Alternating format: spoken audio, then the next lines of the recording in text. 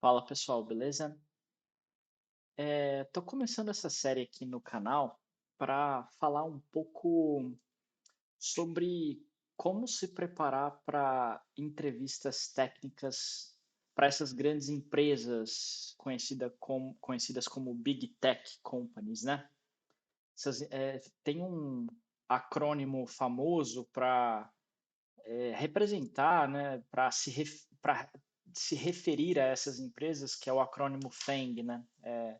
Vem de Face, o F é de Facebook, o A é de, os dois As aqui é Amazon e Apple, o N é de Netflix e o G é de Google. Uh, ou seria Meng, né? Porque o Facebook mudou o nome para Meta recentemente. E muitas pessoas que trabalham com programação ou que cursam engenharia, ciência de computação, sistemas de informação e cursos similares, e até mesmo outros cursos quaisquer, geralmente correlatos a essa área de exatas. É, quando, quando acontece dessas pessoas trabalharem na área técnica, na indústria de programação, geralmente você escuta falar nessas empresas, né? E muitas pessoas gostariam de trabalhar para alguma dessas empresas e as motivações são várias, né? Então, assim, aqui estão listadas só algumas aqui, né? Então, os desafios são gigantes dessas empresas, né? Elas lidam com milhões, às vezes bilhões de usuários, processam uma quantidade absurda de dados diariamente, precisam ter um nível de robustez, nível de excelência operacional realmente acima da média, né? Então, é uma das motivações, grandes desafios. Você tende a trabalhar com pessoas que são boas, porque os processos seletivos dessas empresas costumam ser criteriosos, né, para selecionar pessoas com um forte background técnico e que são capazes de resolver problemas complexos. Pelo menos assim, o processo seletivo ele é mais ou menos projetado para selecionar pessoas boas em média. E os salários, né, o dinheiro que essas empresas pagam também, se você der uma olhada aí, tem um site interessante para você, o site chama levels.fyi, esse site aqui, ó. Então, ele dá umas médias aqui de salários de software engineering manager, e outros cargos nessas empresas. O salário ele depende muito, tá, de várias coisas. Isso aqui são médias até relativamente confiáveis, porque eu acho que o levels.fyi ele de fato requer que as pessoas enviem a carta oferta delas e para ele conseguir ter dados aqui bem fidedignos, né? Aí eu não sei exatamente se é muito fidedigno ou não, mas é para ter uma ideia assim de salários, essas coisas.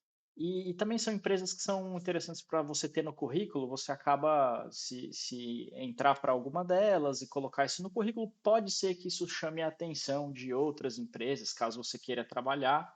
E quando o mercado está favorável, está aquecido nessa parte de tecnologia, as chances são que se alguém avistar alguma dessas empresas no seu currículo, as pessoas vão querer entrar em contato para saber um pouco mais. Beleza, algumas das motivações para entrar numa dessas empresas. Dito isso, pessoal, eu acho que também vale a gente fazer a ressalva de não romantizar muito o trabalho nessas empresas, né? De fato, esses são motivos e às vezes são motivos que muitas das vezes, né, são motivos reais, de fato, só que também não romantizar demais esses lugares e achar que são os únicos lugares para se trabalhar e para ter uma carreira de sucesso na área de técnica que não poderia estar mais longe da verdade. Mas, sim, são motivações legítimas e esse vídeo é justamente para contar um pouco. Eu mesmo já participei, eu consegui ser aprovado em um desses processos e eu vou contar aqui basicamente como eu fiz. Então é um roteiro meio pessoal aqui e que eu decidi compartilhar com vocês. Esse vai ser o primeiro. Aqui eu vou falar mais sobre a parte de entrevistas de código, mas essas entrevistas também têm uma parte de system design, que é você projetar um sistema. E aí não é tanto código, mas é mais a parte de desenho mesmo do sistema, a arquitetura dele, quais componentes. E também a parte interpessoal, né? A parte comportamental. Essas duas coisas eu vou falar em outros vídeos. Essa aqui eu vou tentar focar mais na parte de código mesmo. Beleza? Então, é, uma das coisas que são importantes, bastante importantes nessas entrevistas, é a parte de fundamentos de computação, e quando eu digo fundamentos é a parte de algoritmos, né? Então, algoritmos de ordenação, estruturas de dados, né? Então, quando a gente fala CS Fundamentals, né? Computer Science Fundamentals e teoria de algoritmos, é basicamente aqui é, estruturas de dados, um, algoritmos, essas duas coisas. Assim. Não é tanto os fundamentos de outras partes, embora seja bom você ter também fundamentos de outras partes, assim, o básico de arquitetura, o básico de sistemas operacionais. Às vezes é interessante você ter, até para você se sentir mais seguro é, na hora de expor o que você sabe, né? Mas aqui bem focado mesmo nessa parte de estruturas de dados e algoritmos. E o material que eu recomendo para isso é esse curso aqui no YouTube, que é um curso de graça dado pelo MIT, é do outono de 2011.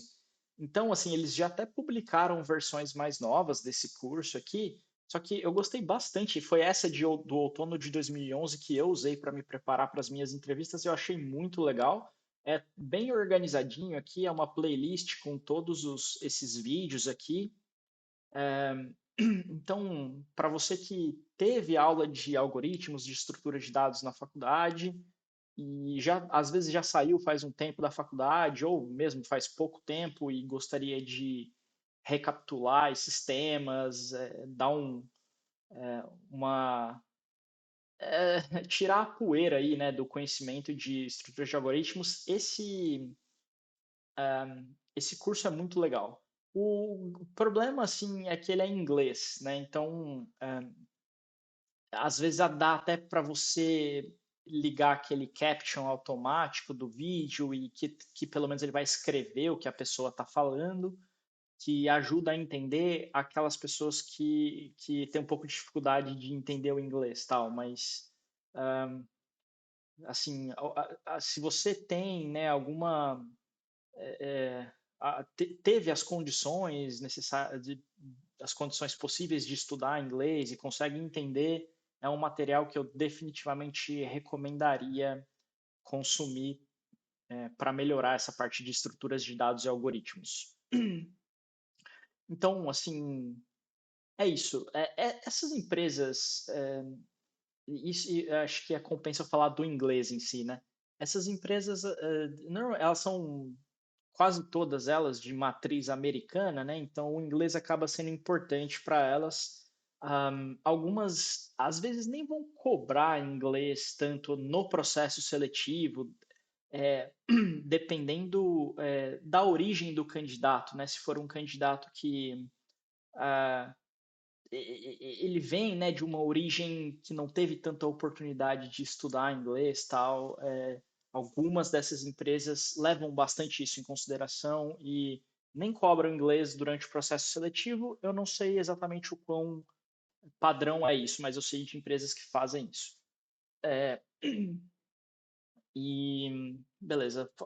Então, o inglês é uma habilidade que talvez vocês queiram, né? E assim, talvez precisem desenvolver não só para esses tipos de entrevistas, mas para várias outras coisas, né? No mundo profissional, digamos, o inglês é bastante importante. E beleza, esse é o material que eu recomendaria para fazer para recapitular a parte de fundamentos, dá para você dá para procurar e tentar achar o material em português. Como eu disse aqui, é um roteiro mais pessoal, né? Então foi esse aqui que eu usei, é esse que eu vou recomendar. Se eventualmente eu achar algum em português que seja bom, eu posso atualizar esse material, fazer um novo tutorial, de repente, um novo roteiro, né? E compartilhar com vocês. E aqui aí, beleza. Esse é aí o tópico seguinte, né? É de você se preparar para as entrevistas de código, de fato, né? Então, o material que eu vi que é o mais legal para isso é esse Interview Cake.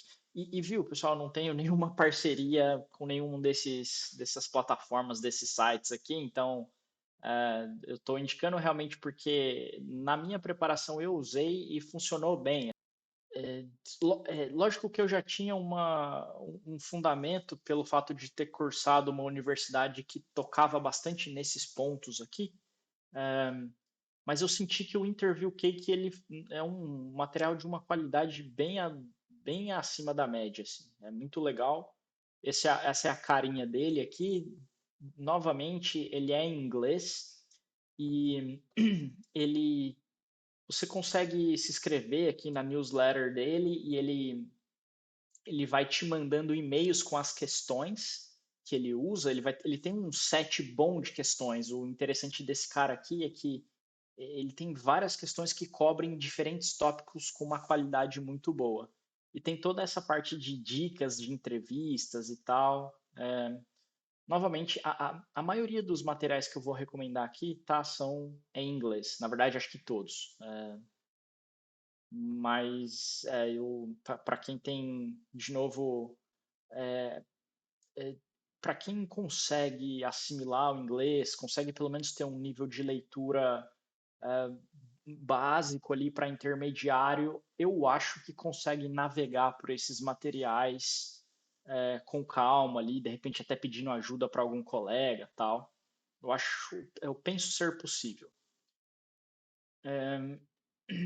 E beleza, do Interview Cake, assim, né, eu comprei o Interview Cake na época, eu achei que, eu fiz a parte grátis do curso ali e tal, e eu achei tão bom que eu falei, cara, eu vou comprar porque é difícil ver alguma coisa nesse nível de profundidade, e eu posso dizer, me ajudou demais, assim, a maneira como ele primeiro os tipos de questões selecionadas, segundo a maneira com que ele resolve as questões aqui. É muito bacana. Depois vocês podem ver os depoimentos e tal.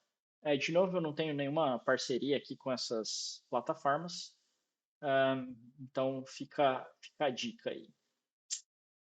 Aí tem as plataformas de prática de resolução de problemas. Existe esse aqui que é o Codeforces, ele é um dos sites mais tradicionais aí de competitive programming, né? Programação competitiva. Isso aqui é resolução de problemas pura, assim, né? De você ter problemas ali desafiadores na parte de computação, às vezes que tem alguma intersecção com matemática, e assim, bastante. Acho que é um dos mais tradicionais mesmo de programação competitiva. Aqui você vê até que tem um ranking, né, dos, digamos, grandes mestres aqui de programação. Esse cara, por exemplo, aqui, ele é um cara, se eu não me engano, ele é da Bielorrússia, alguma coisa assim. Ele é tido como um dos maiores competitive programmers aqui. Às vezes é legal ver as histórias desses caras aqui. E para esses caras aqui, essas entrevistas de código ou resolução de problemas nesses sites aqui, do nível que são perguntadas nas FENG aqui, para esses caras é muito fácil, por incrível que pareça. Eles conseguem, muito provavelmente, eles conseguem resolver qualquer problema que vai ser perguntado numa dessas FENG de forma bem tranquila. Assim. Dado que os tipos de problemas que eles resolvem no Codeforces aqui para o nível deles, assim, de grandes mestres. É, o nível desses problemas que eles resolvem é bem acima do nível que é perguntado numa FANG da vida. Beleza.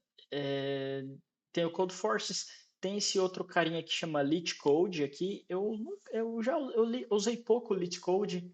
O que eu sei é que ele é bom para capturar perguntas que de fato são cobradas nas entrevistas mesmo. Ele consegue, né, de alguma forma, aí saber os tipos de perguntas que são aplicadas nessas entrevistas de Google, Facebook, Amazon, etc. E as incorpora aqui, e você tem a oportunidade de ver questões que são bem similares ou às vezes idênticas àquelas aplicadas nesses processos das FANG. A mes tem o HackerRank aqui também, que ele é muito comum, ele é uma ferramenta que as próprias empresas usam ele para montar os testes de programação, né? Então, muitos problemas aqui. Então, tem essa seção, essa área de candidatos aqui, com os kits de preparação. Então, quer ver, um roteiro, né? Então, ó, resolve esses problemas nesse roteiro aqui, semana um, 2, tal. Então, para aquelas pessoas que às vezes tem um pouco mais de dificuldade de organizar um roteiro em si, né? Aqui já tem um meio que pronto. E o Code Signal, se vocês notarem, eu uso o Code Signal aqui numa playlist que eu tenho no canal Hipsort, justamente para praticar problemas, né? Eu criei essa playlist justamente para ter um conteúdo um pouco mais em português, assim, para voltado ao público do Brasil mesmo. E eu uso o Code Signal. Ele é mais um desses sites de preparação aqui. Também tem essa. As empresas também usam esse site aqui para montar testes para os processos seletivos. Tem a área do candidato aqui também, é gratuita para candidatos, né? Assim como o HackerRank tende a ser. Eu não sei se tem coisas que são pagas assim, mas eu acho que a maioria das coisas dá para fazer aqui de forma gratuita. Em todas essas plataformas, tá? Acho que a maioria das coisas aqui dá para fazer de forma gratuita, fora o Interview Cake. O Interview Cake é um pouquinho diferente. É, qual que é a pegada, né, nesses caras aqui? É praticar a resolução de problemas. Sei lá, sentar, tentar resolver que seja um problema por dia ou meio problema por dia. Às vezes você tá cansado e tal, você tenta naquele dia, não vou nem codificar, eu só vou ver o problema e pensar em possíveis soluções, nem que eu não consiga resolver, nem que eu não saiba a implementação de cara. E importante, né, tentar resolver os problemas primeiro por conta, depois olhar as soluções. E assim, aí a gente vai construindo é, técnicas, aumentando o nosso arcabouço de técnicas de resolução de problemas e os problemas vão ficando mais fáceis, né? Na verdade, é a gente que vai ficando melhor, mais preparado aí. Tem esse carinha aqui também que é o último, ele chama Daily Coding Problem. Ele todo dia ele envia um e-mail de alguma questão que, segundo eles, foi perguntada em algum processo seletivo, geralmente dessas empresas FANG ou do tipo das FANG. Todo dia ele manda no e-mail, o que é interessante, né? Então, um probleminha por dia, mandando no seu e-mail, e isso é grátis, e se você pagar, você consegue ter a solução desse problema também. No dia seguinte, ele manda a solução. Então, esse é o modelo de monetização deles. Assim, para você receber os problemas em si é grátis, e para você receber as soluções no dia seguinte é pago. E a dica que eu dou quando for praticar esses problemas é praticar sem uma ideia. Usa algum editor ali, por exemplo, o Vim, que não tem autocomplete, porque durante os processos seletivos é difícil que você vai estar num ambiente de uma IDE que tem autocomplete e tal. Então, não, sempre pode procurar no Google tal, a sugestão é praticar sem o uso de uma IDE para que quando você for pedido para fazer uma coisa similar nessas entrevistas, você já sabe, você não vai se incomodar com o fato de não ter um autocomplete ali para você. às vezes é meio ruim, você chega lá, você começa a escrever e bate aquela insegurança. Ah, será que a sintaxe está correta? Será que não está? E porque não, justamente a gente não tem o autocomplete, nenhum autocompiling ali de uma IDE para ajudar a gente. Então, a praticar sem a IDE e tal, e aí a gente vai conseguindo melhorar e adquirir mais confiança em codificar sem o auxílio de um autocomplete. Em termos de livros, para fechar aqui, tem esse aqui que é bem famoso, é o Cracking the Coding Interview. Eu acho que esse é meio que considerado a Bíblia, né? Então ele é legal porque a autora aqui ela tem bastante experiência nessas entrevistas dessas empresas, então ela não só fala das entrevistas de código, né, 189 Programming Questions, mas também ela fala sobre peculiaridades. Ah, se você está entrevistando para o Google, tem alguma coisinha que é mais ou menos assim. Se você está entrevistando para a Amazon, tem algo que é mais ou menos assim. Então ela consegue também abordar um pouquinho da parte de comportamental, um pouquinho de system design e também muito da parte de resolução de problemas aqui. É bem, bem legal esse livro. Beleza, isso fecha nosso roteiro. E para os próximos vídeos eu falo um pouco mais aí de system design e questões comportamentais, que também são partes fundamentais aí do processo, né? Então, não é só de código que são feitas essas entrevistas, embora a parte de código aqui seja uma fonte de preocupação para muitas pessoas, porque, sei lá, ficam com medo de travar, de não saber resolver o problema e tal.